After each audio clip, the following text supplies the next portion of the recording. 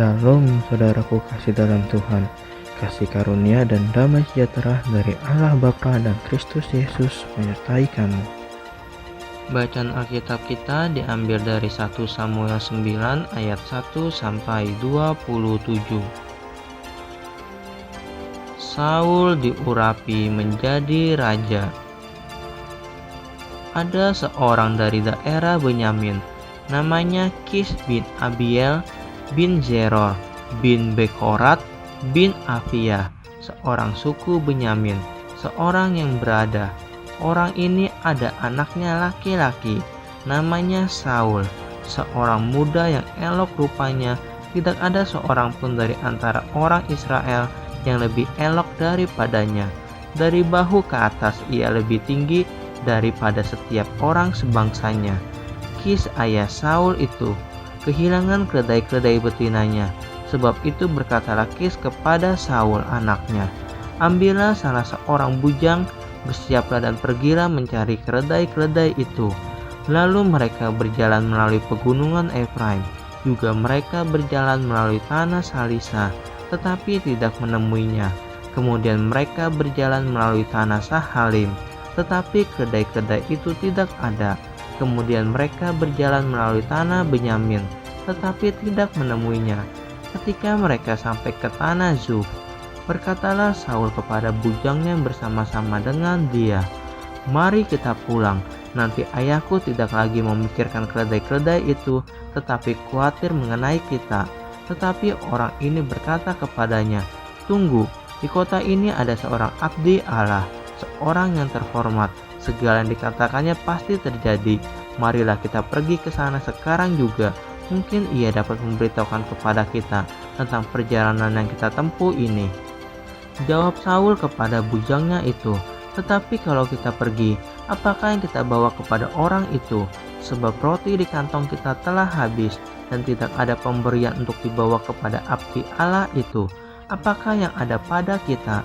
Jawab bujang itu pula kepada Saul, masih ada padaku 1/4 sikal perak, itu dapat aku berikan kepada abdi Allah itu, maka ia akan memberitahukan kepada kita tentang perjalanan kita.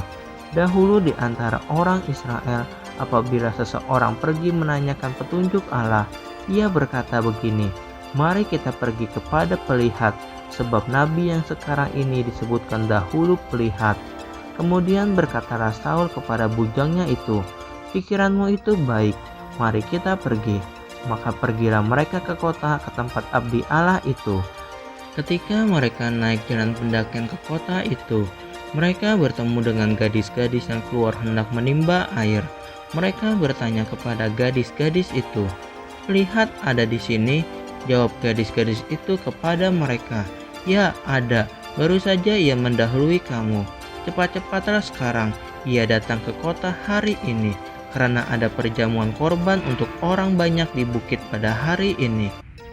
Apabila kamu masuk ke kota, kamu akan segera menjumpainya sebelum ia naik ke bukit untuk makan, sebab orang banyak tidak akan makan sebelum ia datang, karena dialah yang memberkati korban. Kemudian barulah para undangan makan. Pergilah sekarang, sebab kamu akan menjumpainya dengan segera. Maka naiklah mereka ke kota, dan ketika mereka masuk kota, Samuel yang berjalan keluar untuk naik ke bukit berpapasan dengan mereka. Tetapi Tuhan telah menyatakan kepada Samuel sehari sebelum kedatangan Saul demikian, besok kira-kira waktu ini aku akan menyuruh kepadamu seorang laki-laki dari tanah Benyamin. Engkau akan mengurapi dia menjadi raja atas umatku Israel, dan ia akan menyelamatkan umatku dari tangan orang Filistin. Sebab aku telah memperhatikan sengsara umatku itu, karena teriakannya telah sampai kepadaku. Ketika Samuel melihat Saul, maka berfirmanlah Tuhan kepadanya, inilah orang yang kusebutkan kepadamu itu. Orang ini akan memegang tampuk pemerintahan atas umatku. Dalam pada itu Saul datang mendekati Samuel di tengah pintu gerbang dan berkata, maaf, di mana rumah pelihat itu? Jawab Samuel kepada Saul, katanya, akulah pelihat itu, naiklah mendahului aku ke bukit. Hari ini kamu makan bersama-sama dengan daku. Besok pagi aku membiarkan engkau pergi, dan aku akan memberitahukan kepadamu segala sesuatu yang ada dalam hatimu. Adapun keledai-keledaimu yang telah hilang 3 hari lamanya sampai sekarang, janganlah engkau khawatir, sebab telah ditemukan. Tetapi siapakah yang memiliki segala yang diingini orang Israel? Bukankah itu ada padamu dan pada seluruh kaum keluargamu? Tetapi jawab Saul, bukankah aku seorang suku Benyamin, suku yang terkecil di Israel? Dan bukankah kaumku yang paling hina dari segala kaum suku Benyamin? Mengapa Bapa berkata demikian kepadaku? Sesudah itu Samuel mengajak Saul dan bujangnya, dibawanya ke pendopo, dan diberikannya kepada mereka tempat utama di depan para undangan yang banyaknya kira-kira 30 orang. Berkatalah Samuel kepada juru masak, berikanlah sekarang bagian yang kuberikan kepadamu tadi dengan pesan, simpanlah ini dahulu. Lalu juru masak itu menghidangkan paha dan apa yang termasuk ke situ, dan meletakkannya ke depan Saul. Dan Samuel berkata, lihat, yang tinggal ini diletakkan ke depanmu, makanlah, sebab telah disimpan bagimu untuk perayaan ini. Ketika aku berkata, aku telah mengundang orang banyak, demikianlah pada hari itu Saul makan bersama-sama dengan Samuel. Sesudah itu turunlah mereka dari bukit ke kota, dan Samuel bercakap-cakap dengan Saul di atas soto.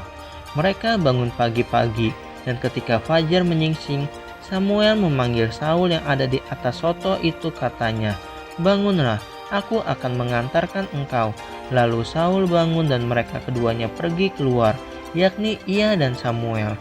Ketika mereka turun sampai ke ujung kota, berkatalah Samuel kepada Saul, katakanlah kepada bujang itu, supaya ia pergi mendahului kita, tetapi berhentilah engkau sebentar, maka aku akan memberitahukan kepadamu firman Allah.